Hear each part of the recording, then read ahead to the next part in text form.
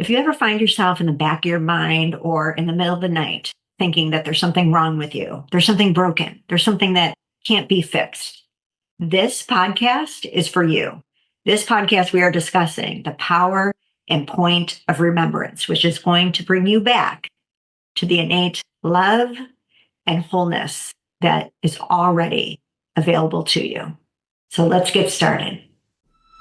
Welcome to the I'm Perfectly Divine podcast, a place for the strong, sensitive, spiritual seeker to recognize the perfection of your human journey as a pathway to remembering your divinity, to bridge both the emotional and spiritual worlds through proven and grounded frameworks that support you to live in the wholeness you already are. For over the past 2 decades, I have supported people from all around the world, as well as Fortune 500 companies, to dissolve the divisions within them and live with greater empowerment and love. This podcast is an exploration of the paradoxes that befuddle us as we live our lives being both human and divine. Together, you and I, along with other experts, will navigate integrating psychology and spirituality, the divine feminine and the divine masculine, the darkness and the light, to create greater sacred union from within. I believe through your remembering that you are innately divine, that you will allow yourself to more openly shine. So let's get to it, because your unique light is needed more than ever. Hello and welcome, my strong, sensitive, spiritual souls. I'm so glad you are here with me.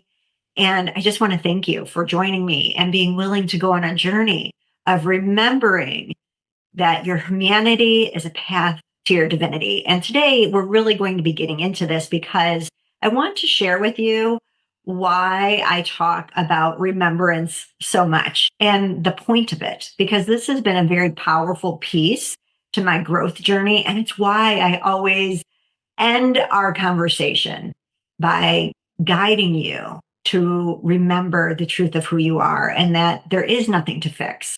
So if you find yourself identifying that you're not enough or there's something wrong with you because of a diagnosis, because of a relationship going awry, because your life feels like a mess, this podcast is going to be so powerful because we are going to be getting into why. Why do I say there's nothing to fix or prove, just to remember? And how this can become the key to you really stepping into the skills that are going to support you in your remembrance, which will free you up from the ways that the ego can unconsciously limit you.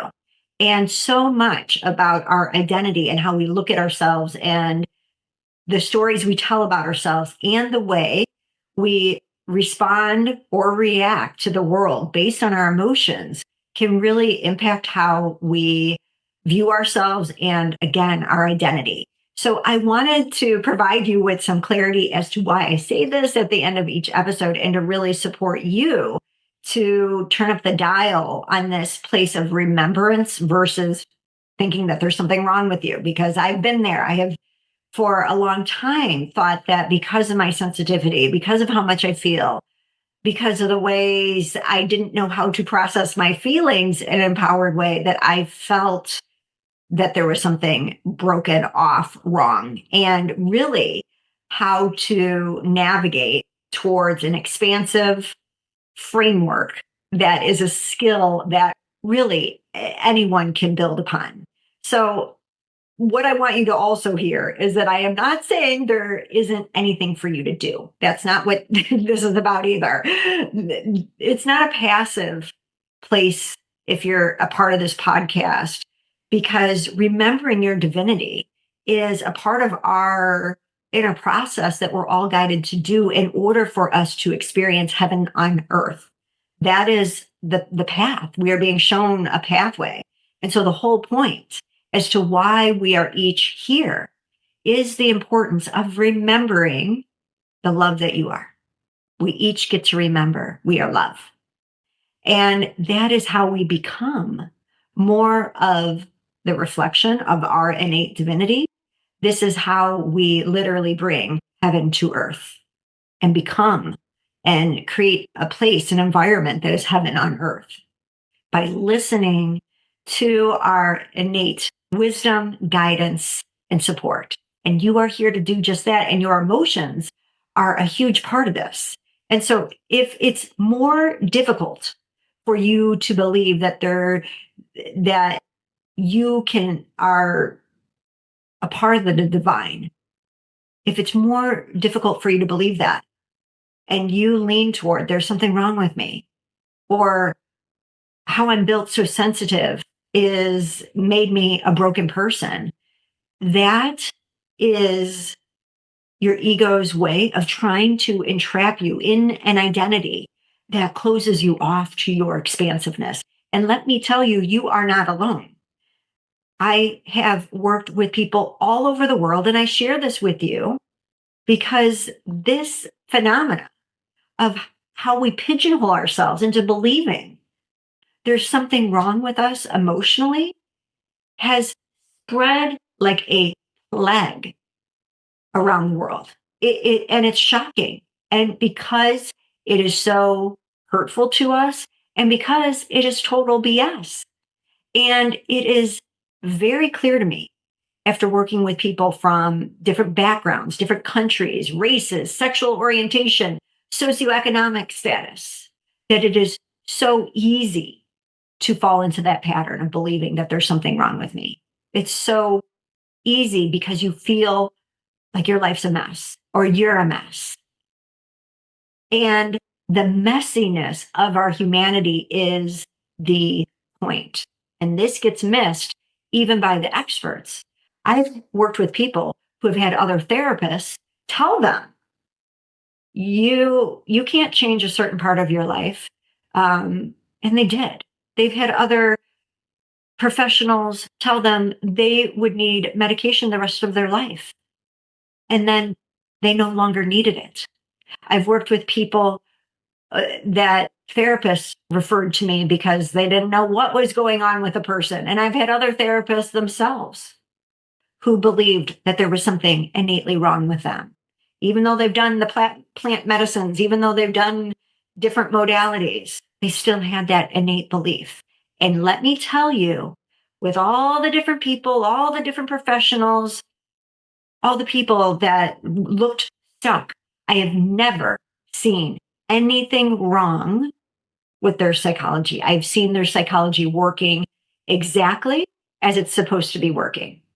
In fact, every time someone has come to me in pain, major distress, even suicidal, I see how their emotions are working exactly as they're supposed to. It is there. These feelings are there. This distress, this challenge is there to tell you when something isn't working for you exactly so you can change it. And it's the ego's interpretation of these emotional signals that tells you that you can't. And so it's not the signal of these emotions that's wrong, it's our interpretation. And so, because of our interpretation, which is coming from our mind, our mindset, and how we're relating to our emotions, you're going to either ignore the negative feelings or you dig into the notion that there's something wrong with you because of the pain you are in. And the more you believe this, the more the pain will increase because you simply aren't listening correctly to the pain signal.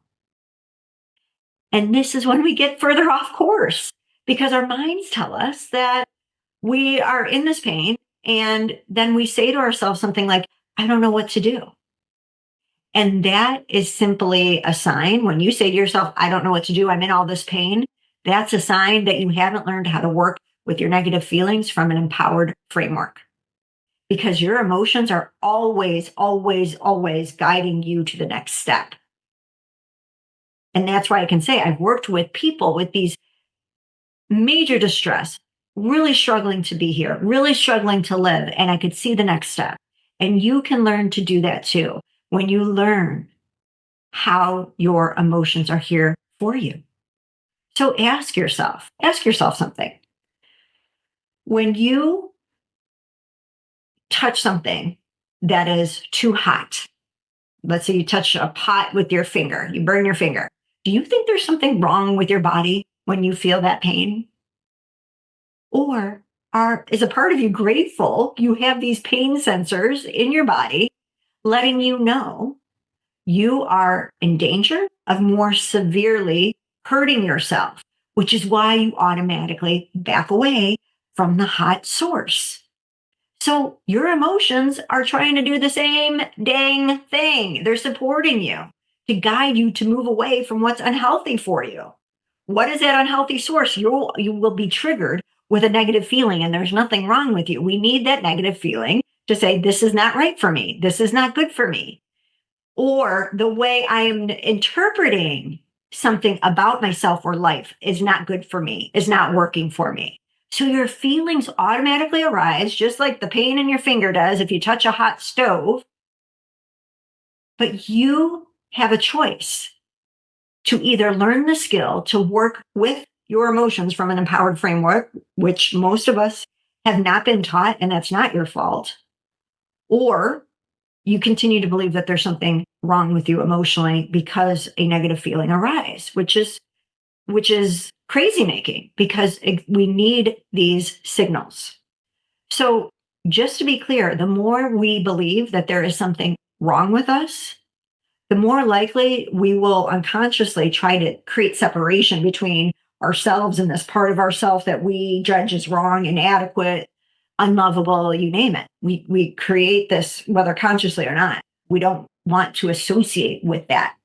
But that disassociation from it only causes more pain, because part of the reason you are in pain is that you aren't remembering your wholeness and the perfection found through the challenges within your human journey. So then what happens? You go to a doctor who tells you you're depressed. And since you had a parent that's also depressed, you will likely remain depressed. And you need medication for the rest of your life. So then, is it any wonder if we're being told this by professionals that you feel like there's something wrong with you? Now, do not get me wrong. I know depression and anxiety are real. I've experienced depression and anxiety. And I also know that you can have a genetic predisposition to depression or anxiety that makes it more likely to turn on within your brain versus another person's brain. I totally get that. I also know that how we do and don't learn how to process our emotions, how we interpret our life's experiences, and the stories we have within ourselves and about ourselves are also passed down generation after generation and play an even more significant role in how you feel. And for those with a predisposition towards psychological challenges, you also have a greater predisposition to experience more of the wonder and greatness and joy of life, exactly because you are more easily connected to how you feel. And your feelings, because of this, because you're so connected, can become your greatest ally. They can become the greatest indicator to allow you to know when you're off course that you have to get back on. And here is exactly what you need to do. And by the way, what you should not do, so that you can move forward, so that you can feel more expansiveness. And so even though I use the word heal, it's more accurate that this journey is about growing and evolving from the outdated ways that the ego has you forget your truth, how your ego makes you feel disconnected from love, and how your ego disconnects you from your true power. You are on a journey of remembering and recollecting or recollecting the outcast parts of yourself that you have believed made you somehow less than.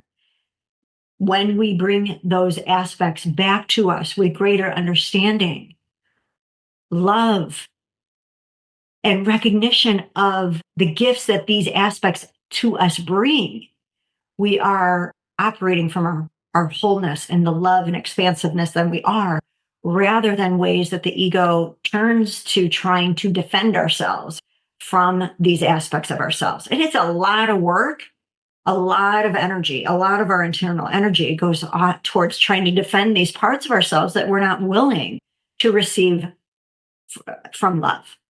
So it's like after touching something hot, that part of your body is going to feel tender. Like if you've ever burned your finger, it's tender afterwards and it's more sensitive. And if you were to say to yourself, what's wrong with me? I should be able to handle that pain. I should be able to touch something hot. And you think, I should be able to keep doing that. And so you keep putting yourself back into that situation. You keep touching that hot pan. You touch the hot stove. What's wrong with me? I should be able to handle that. And you do it over and over again, and you're going to cause more wounding, more sensitivity, more pain. There's nothing wrong with your body's reaction and your body's pain telling you, this does not work for me. This is hurtful to me. What wants you isn't your body, isn't the signal of the pain. It's your mind that's telling you that you should be able to tolerate more pain, that it's not a big deal, that there's something wrong with you that you can't. And how we handle depression or anxiety is that we say that there's something chemically wrong within your brain that needs adjusting. And then we start making adjustments that tend to be more about forgetting and numbing rather than remembering. So in this way, you can continue to stick your finger into the fire and not feel a dang thing. Or you can stick your finger into the fire and then afterwards, you don't feel so much. And you think that that's progress. And often you don't feel much of anything except more exasperated from anxiety or depression because the root of what is causing it continues to go unaddressed. Now, if being on psychotropic meds works for you, that is great. This is not a judgment about that. No one is better than another for being on medication or not being on medication. I'm on thyroid medication since my 20s because my thyroid has needed additional support. But what I will tell you is that even though I have been on this medication for decades, it doesn't mean I don't do other things to help my thyroid and my overall health. And I don't use this diagnosis to justify my life being less than in any way. If I know there's a condition that I'm dealing with, then I have to do more. I have to spend more energy than most to find balance in this area of my life. So when I started to show signs of Hashimoto's, which is where your immune system starts to attack the thyroid, I used approaches that integrated mind, body, spirit, and emotion to reverse that so I wouldn't have further problems. So if you have a diagnosis, and as long as it's not life-threatening, you have an opportunity to decide if that diagnosis defines you or you define your life more consciously. You define your life more consciously than you ever have, exactly because your body is showing signs of needing additional support. And you do that psychologically when your symptoms are psychological. And psychologically, this means willing to address the emotions, triggers, and the ego tendencies that are tripping you up, that are creating imbalance with you, that keep you living out of alignment, keep you living the life, the outcomes that you desire so you can free yourself of that which no longer works for you. Again, after working with people all over the world, their feelings have never been off. It's just been their understanding and conceptualization about their negative emotions that were unintentionally working against them. So this is where we have a choice.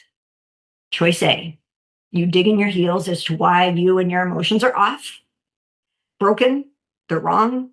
And this allows the ego to feel right in the short term, but will continue to have you struggle in the long term.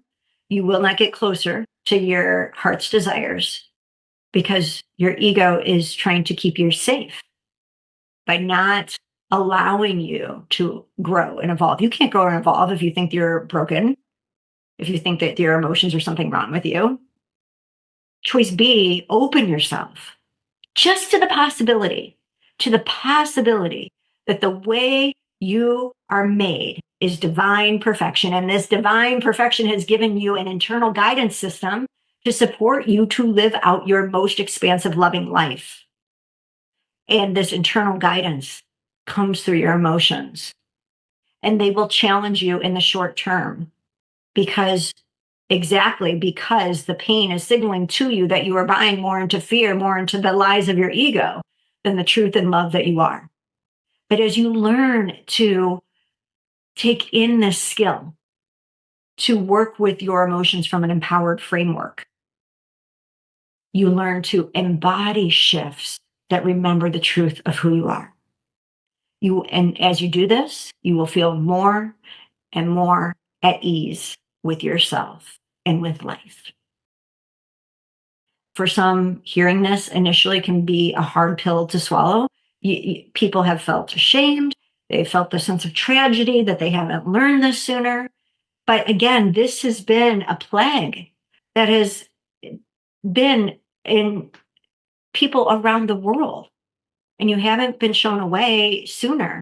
And that's not your fault. But what the real tragedy would be is if after learning that there is another way, is that you cling to this deflated raft that's barely keeping you afloat just because it's all you know and you've held on to it for years. That would be the real tragedy. The truth is, it never, ever is too late to listen to how your feelings are guiding you back to greater love and remembrance. I've worked with people in their 70s, people who've struggled for years with their mental health. And despite that, they were able to make life altering changes they were told by other professionals that they couldn't make, beliefs that they had within themselves that they couldn't make these changes. And they improved their lives, their relationships, and they allowed themselves to open themselves to the love that they are, which allows ourselves to feel more connected, loving, and strong in our relationships. So it is totally not your fault that you have not known another way.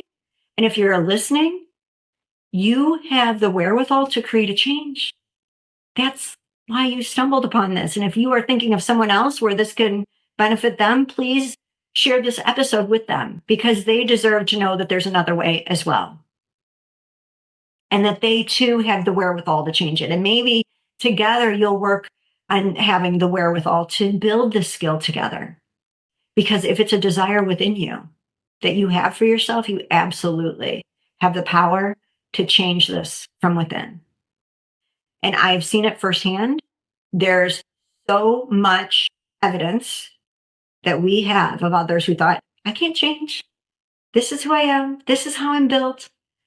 But gave themselves many times, this was their last chance, their last opportunity, their last willingness to bet on themselves to learn a different way. And it completely changed their life. And we just have too much evidence that it works.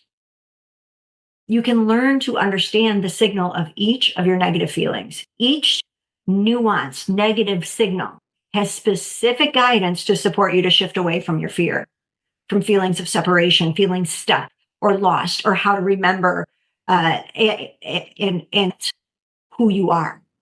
And you are given specific guidance on what not to do that will keep you stuck over there and what to do to help you remember your truth, your love. So you can reclaim ease within, regardless of what is happening in your life. And I will tell you that this path of remembering has not been easy for me. My ego has been a pain in my ass. And I think this has happened because it's allowed me to know firsthand every trick in the book, pretty much, that your ego can put you through and see through the lies, the fabrications that your ego weaves to make it seem real, and to see through that, to have that discernment of reconnected to our truth and remembrance so that you can more quickly reclaim your truth. And this is the point of remembrance, to quickly reclaim your truth. So if you are interested in being guided on how to begin to work with your emotions from an empowered and embodied approach, I have a free upcoming workshop. It's completely free. It's called the Chakra Reboot. So why do I bring in the chakras? Chakras are a great way to help you recognize where and why energy that you thought was processed, that you thought you dealt with, why it's still hanging around, and where a part of you may have processed it, like you thought you processed in your mind where you know better, but in your heart you still feel hurt or pain or jealousy or a lack of forgiveness. It starts to help us work through that. Or spiritually, you have beliefs that help you remember the oneness, but emotionally you get triggered and feel jealous when other people are able to afford doing different things than you are able to do at this time. Your chakras are these energy centers that run down your spine to support you with themes around these energies to see what's that energetic kink about, and how to provide you with insights and next steps on how to begin making shifts. So I'm going to add a link in the show notes to help you, with ease, sign up for this. So I invite you to do this right away. Invite a friend, invite someone that you can partner with, and go on this journey for this free experience. And again, do so right away because this is available for a limited time. So until next time, please, please, please, please remember you are whole and complete and an expression of the divine exactly as you are in this moment. And there's nothing to prove or fix, just to remember. I am so honored you have joined me today. If you enjoyed the I'm Perfectly Divine podcast, subscribe so you don't miss any of our power-filled episodes. Also, if you know another who is strong, sensitive, and spiritual and wants to dive deeper into emotions and ancient wisdom so they too can create profound peace and fulfillment from within, please share this podcast. Thank you again for joining me, and I look forward to reconnecting with you soon.